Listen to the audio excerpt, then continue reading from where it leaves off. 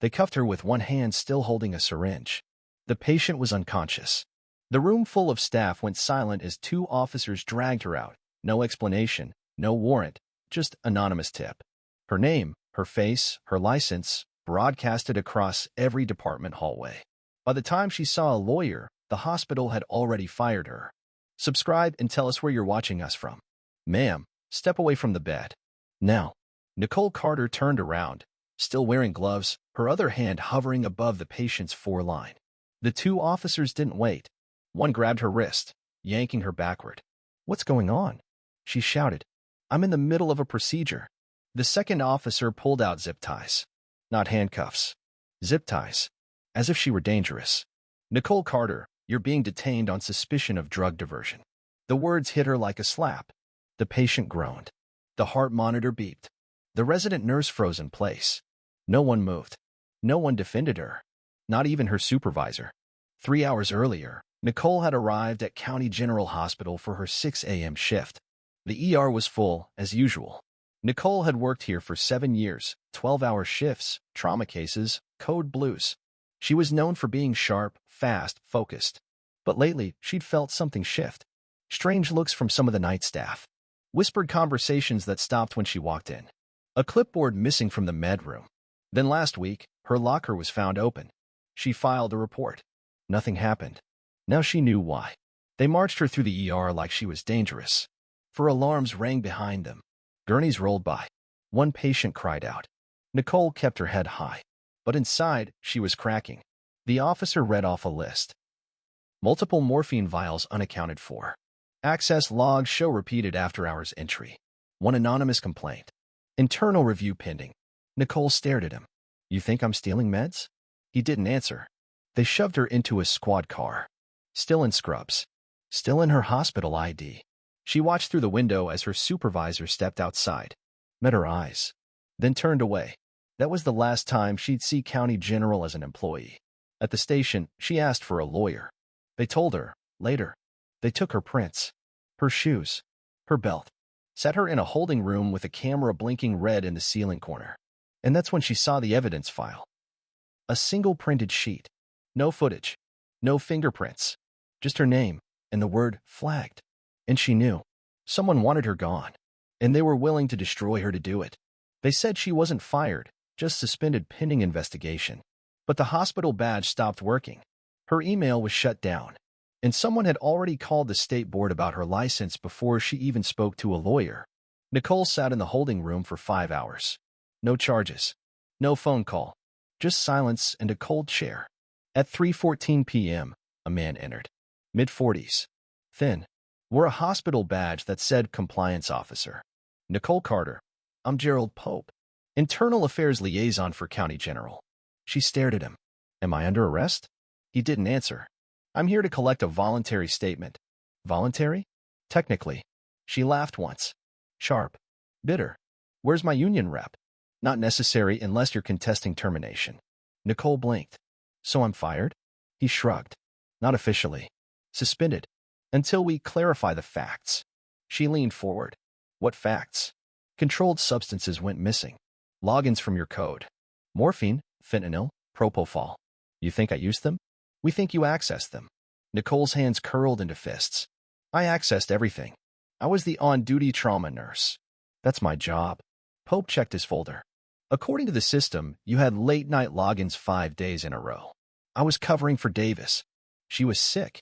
He looked up. Davis didn't report any sick leave. Nicole's stomach turned. "She texted me." "Check her phone." Pope closed the folder. "Miss Carter, you'll be contacted by the nursing board within 72 hours. Until then, we recommend you refrain from patient contact or hospital grounds." By the time she was released, the sun was setting.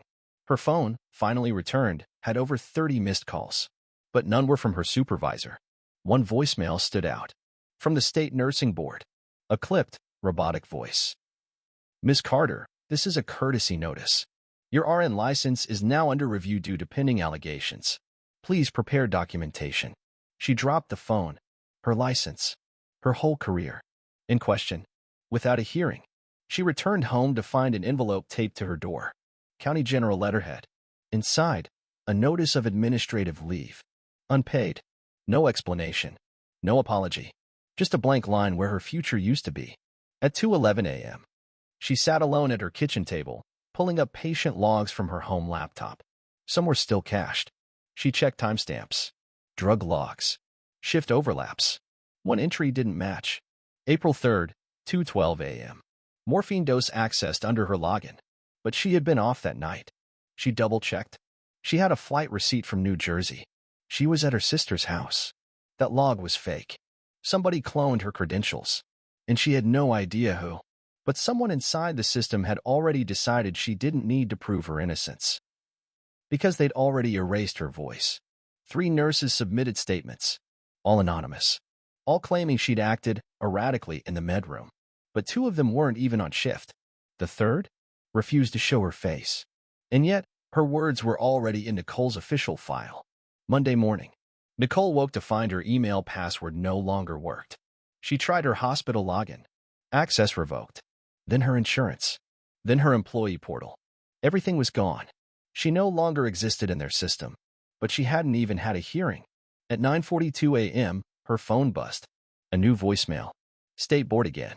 We've received 3 supporting witness statements related to substance mismanagement. You will be contacted for a license hearing within 7 business days. Nicole froze. Witnesses? Who? She called the hospital. HR transferred her to legal. Legal didn't answer. She called 3 nurses she had worked with for years. No reply. She texted. Did you make a statement about me? Delivered. Read. No answer. One nurse, Gloria, blocked her. By noon, she received a document from the board's case manager. It listed 3 statements. Witness A observed unusual behavior and rapid access attempts to locked storage.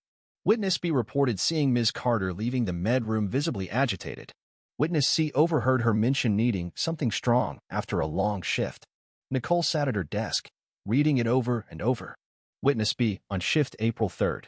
But that was the night Nicole wasn't even in the state. And she had proof. A plane ticket. A time-stamped selfie with her niece. Credit card transactions in another zip code. But nobody asked for that. They just took the statements and marked her file. Substance diversion suspected. Risk to patient safety. That evening, she went back to the hospital. Not inside, they would have called security. She sat across the street, in her car, watching the ER doors. She saw nurses leave, recognized some. But when one walked by her window, Nicole got out. Marcy? She called gently. The woman turned, froze, then whispered, I can't talk to you. Please. Did you say something? They told us we had to cooperate. If we didn't, our hours might change. Nicole's heart sank. So you lied? Marcy looked away. I didn't say anything. But someone did. They said you accessed meds without charting. That's not true. Marcy nodded. But it doesn't matter now. The report's filed. She walked away. Nicole stood alone in the parking lot, wind pushing against her jacket. She looked up at the building she used to walk into every day, where she held dying hands, where she saved lives. Now, all it took was 3 invisible sentences to erase 7 years, and nobody wanted to see her face. Only her file. They didn't knock. They just walked in, said it wasn't a raid, just a compliance visit. But they opened drawers, took her laptop, bagged her work shoes like they were evidence. And when they left, so did her right to work. Thursday, 6:17 a.m. Nicole heard the knock, sharp and deliberate. By the time she reached the door, 2 plainclothes officers were already stepping in. Nicole Carter? Yes. Who are? Regulatory Inspection. State-Controlled Substances Division. One flashed a badge. The other held a clipboard. We're conducting a compliance sweep regarding your license. You can't come in here. We can. You're under administrative investigation. No warrant. No legal order. But no one stopped them. They bagged her personal laptop, her old stethoscope, the scrubs from her laundry basket. They photographed her kitchen counter, took her pharmacy receipts. You have painkillers? I had surgery last year. Any prescription bottles? I finished them months ago. Still, they listed it. Possible opiate history. They found a pair of hospital shoes near the door. These worn during last shift? She didn't answer. They bagged them anyway. By 7:11 a.m., they were gone. Left a form. Notice of inspection, Carter, in. Case opened. At 9:32 a.m., Nicole received the email. Subject, License suspension notification. A one-page PDF. No greeting. No detail. Just a single line that said, License hashtag RN408228. Temporarily suspended pending outcome of investigation. She was no longer a nurse. Not legally. Not even temporarily. And no one had spoken to her under oath. She called the nursing board. The hold music played for 47 minutes. When someone finally answered, the woman said, Your file's been flagged as a high-risk diversion case. Based on what? I can't disclose that. But you'll have a chance to respond. When? Within 60 to 90 business days. Nicole choked on her own breath. So I'm unemployed for 3 months? Until adjudication. Yes. With no charges? This is a regulatory matter, not a criminal one. The line went dead. That night, she sat in her apartment surrounded by half-packed boxes. She'd already received notice from her landlord. Word had spread. Nurse under investigation. Liability risk. Lease canceled. 30 days to vacate. She looked around. At the certifications on the wall. At the framed graduation photo. At her shoes, now missing, inside an evidence bag. And for the first time in 10 days. Nicole understood. They weren't investigating her. They were dismantling her. Bit by bit. Until there was nothing left to defend. It wasn't random. One of the so-called anonymous witnesses had a grudge, one dating back to a formal complaint Nicole filed a year ago. That witness had been quietly rehired, just weeks before the accusation surfaced. Nicole hadn't left the apartment in 3 days. Her life had stopped moving. No job, no license, no plan. Until her phone buzzed. A message. Unknown number. No words, just a screenshot. It showed a group chat between ER night shift staff. For names. All familiar. And one message lit up the screen. She thought she could ruin my career. Now let's see how she likes it. LR. Nicole froze. LR. Only one person that could be. Lila Renner. A former med tech Nicole had worked with last year, before Lila was suspended after mislabeling a trauma patient's blood type. A mistake Nicole documented. The incident almost killed a man. Nicole hadn't wanted her fired. She had filed a required report. Now it all made sense. The anonymous complaint. The statement about erratic behavior. The timeline. Nicole opened her files. Old pay stubs. Hospital rosters. Shift schedules. She found it. A May 4th entry. Renner, L. Relieved of duty pending review. After that, Lila vanished. Until now. Nicole typed out an email to the state board investigator. Subject, new information. Witness bias. She attached the screenshot. Added a brief statement explaining the prior conflict. She hit send. 5 hours later, the reply came. Information received. Any additional material may be submitted during the formal review hearing. No acknowledgement. No questions. Just a line of bureaucratic neutrality. As if motive didn't matter. As if retaliation wasn't worth noting. That night, Nicole pulled out a notebook. Started listing names. Former patients. Supervisors. Residents who'd thanked her. Complimented her charts. Trusted her. She made calls. One answered right away, Mr. Rains, a former post-op cardiac patient. Nicole? I remember you. You stayed with me all night when my pressure dropped. She hesitated. I need a character letter. He didn't pause. Give me the email. I'll send it tonight. The next morning, Nicole checked County General's LinkedIn.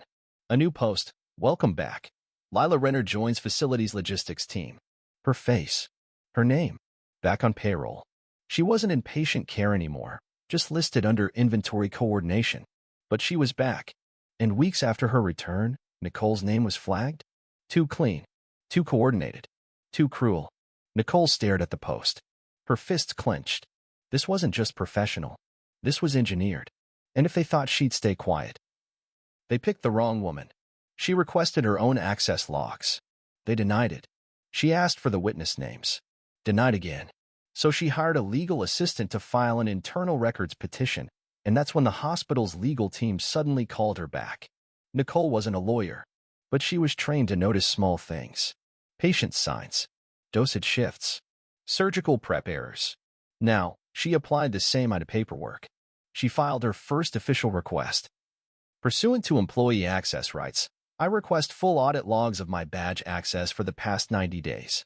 County General replied in 3 hours. Request denied.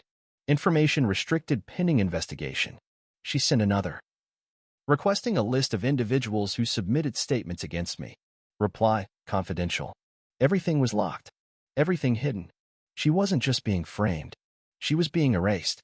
She posted in a private nurse's legal forum. Her message was short. Falsely accused of diversion. Witness has conflict. Facility blocking logs. Any advice? A woman named Kay responded within an hour. Former HR investigator. Now freelance legal assistant. They scheduled a call. Kay was blunt. You need to scare them, Nicole. Not plead. How? File a full discovery petition under the Employee Protection Compliance Act, Section 41. I've never. I'll draft it. You'll just sign. 3 hours later, Nicole submitted a new request, this time citing legal statute, adding a deadline. 24 hours later, County General called. Their legal team. Ms. Carter, we received your inquiry. We're currently reviewing internal documentation. I've already submitted my request. These things take time.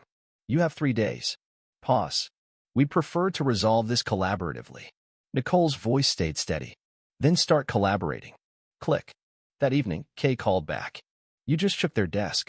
You think they'll comply? Not completely. But now they know you're not passive.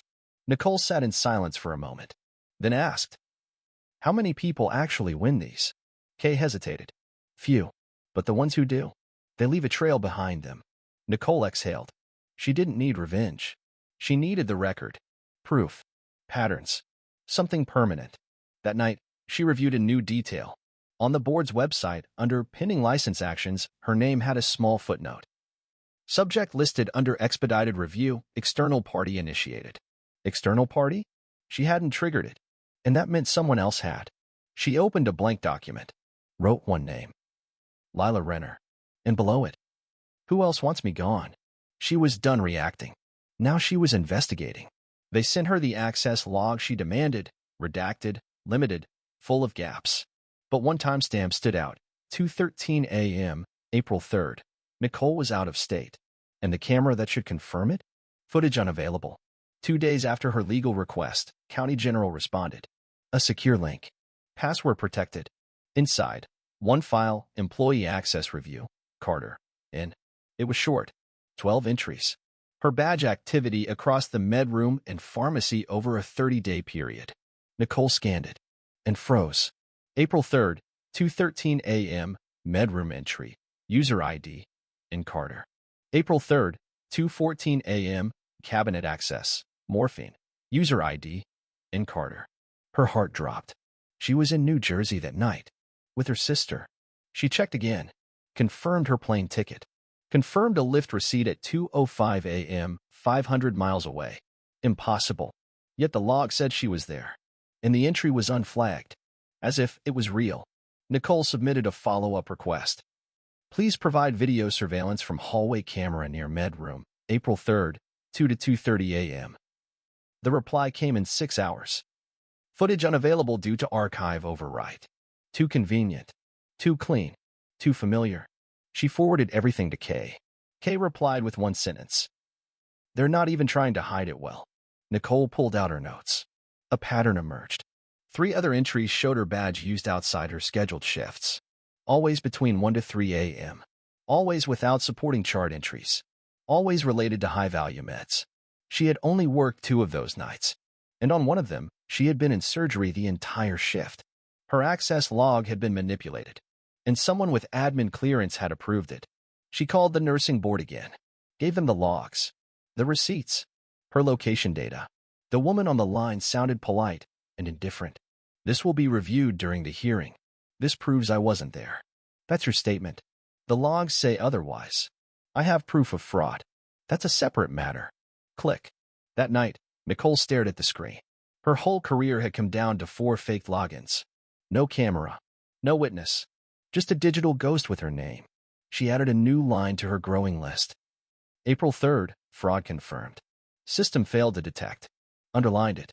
Then wrote, they're building a lie. I'm building a record. Because if the hospital wouldn't clear her name, she'd leave them with no choice but to explain why not. She returned to the hospital wearing a hoodie and fake patient bracelet, just long enough to find the night shift security guard. One conversation, one sentence, And suddenly, Nicole knew exactly who used her badge and who let them in. Nicole hadn't been near County General in over 2 weeks, but she had a plan. Kay helped her print a fake patient referral form. Nothing dangerous, just enough to walk through the lobby without raising alarms. She wore glasses, pulled her hoodie low, waited until after 10 p.m. Shift change. Reception was lighter, security thinner. She walked through the main doors like she belonged. Nobody stopped her. Not yet. She headed toward the staff elevators. Found the security desk. 2 guards sat behind the glass. One of them looked up. It was him, Darius Hobbs. She remembered. Night shift, 3rd floor rotation. Kind. Quiet. Once brought her coffee after a triple code night. She approached slowly. Darius? He blinked, then widened his eyes. Nicole? I need 2 minutes. You shouldn't be here. I don't care. She slid a paper under the glass. Her badge log. Highlighted entry. April 3rd, 2:13 a.m. Did you see me that night? He looked at the sheet, then looked at her. No, you weren't here. But this log says I was. He shook his head. Someone used your access. Nicole leaned in. Who? Darius hesitated, looked over his shoulder, lowered his voice. I shouldn't say this. You already are. He took a breath. I saw Renner come in that night. Nicole froze. She doesn't have badge access. She had someone's. Mine? He didn't answer. He didn't have to. She knew. And now, so did he. Footsteps echoed down the hallway. Another guard. Darius straightened. You need to go? Will you testify? He paused, then whispered. Off the record? Yes. On paper? I can't lose this job. She nodded. Didn't argue. Didn't plead. Just turned and walked away. Outside, her heart raced. But not from fear. From clarity. She finally had a direct witness. No camera. No report. But a human memory. And even if he wouldn't speak yet, she knew how to build around him. That night, she updated her timeline. April 3rd, 2:13 a.m., badge used. Witness confirms I wasn't present. Known suspended staff re-entered building. Underneath, she wrote, they erased my presence, but left their fingerprints. And now, she had more than suspicion. She had direction. She filed the report herself. Not a complaint. A formal allegation, badge misuse, forged access, and false testimony. Within 12 hours, County General's legal team requested a meeting. And the next morning, the board sent someone in person. Nicole didn't sleep that night. Instead, she assembled a file, digital and printed. She titled it, Counter Evidence, Nicole Carter versus County General. Inside, her full badge access history. Timestamped lift receipt from April 3rd. Screenshot of the ER chat with Renner's message. Notes from her conversation with Darius. List of fake logins. Proof of location data. Her original employment reports. Then she did something radical. She submitted the entire package to the state nursing board with an addendum. Formal notice of false reporting and administrative misconduct. She listed Renner by name. Accused her of perjury. Accused the hospital of negligence.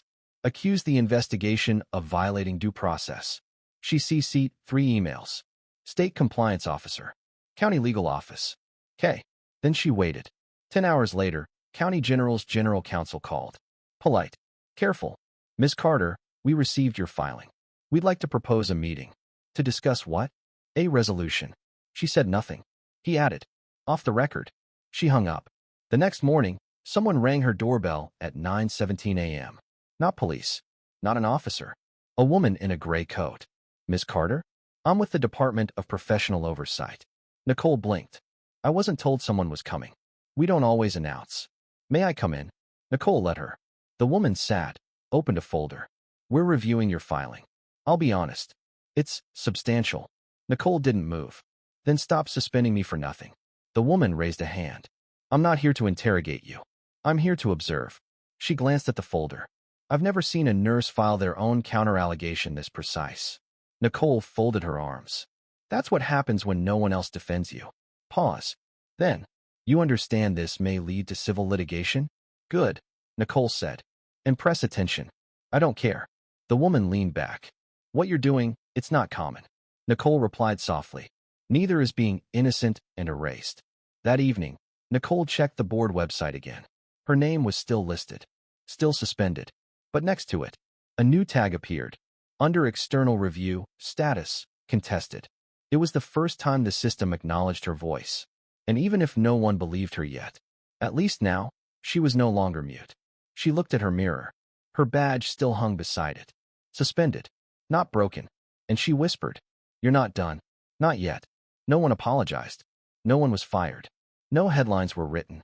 But on the 61st day, a letter arrived. One sentence, stamped and signed. RN license reinstated, effective immediately. And just like that, the system pretended it never happened. It came by mail. Not email. Not a phone call. Just a white envelope. Stamped. Sealed. From the State Nursing Board. Nicole opened it slowly. Her hands trembled, not with fear. With exhaustion. She unfolded the single sheet. Read the words 3 times. After review of all submitted materials and upon recommendation of external oversight, your nursing license has been fully reinstated. No apology. No admission of error. Just reinstated. And a note at the bottom. Effective immediately. She sat on the floor, surrounded by printed evidence. Receipts. Printouts. Napkins with scribbled notes. Names she'd crossed out. Timelines she'd rebuilt from memory. None of it would be archived by the board. None of it would be attached to her public profile. It would all disappear. But she wouldn't forget. Because her silence had nearly cost her everything. And her voice, used alone, without power, without allies, had brought her back. 3 days later, she received another letter. From County General. "Thank you for your service. We regret to inform you we are unable to offer reemployment at this time." She expected that. They didn't want her back. Not because she wasn't cleared, but because she proved them wrong.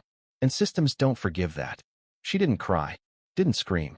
She went to her closet, took down the badge, the one that had been suspended, scanned, copied, forged. She slid it into a drawer, closed it, then opened her laptop, typed a new email. Subject, RN Nicole Carter, available for contract opportunities. Attached her resume, attached her reinstatement notice, and pressed send. Later that night, she sat alone. Not defeated, not vindicated, just grounded. Stronger than when it started, smarter than before. Not a victim, not a hero, just a nurse who wouldn't go quietly. And that was enough. She whispered, like a quiet oath to no one but herself. "They used my name to silence me. I'll use it to speak for others."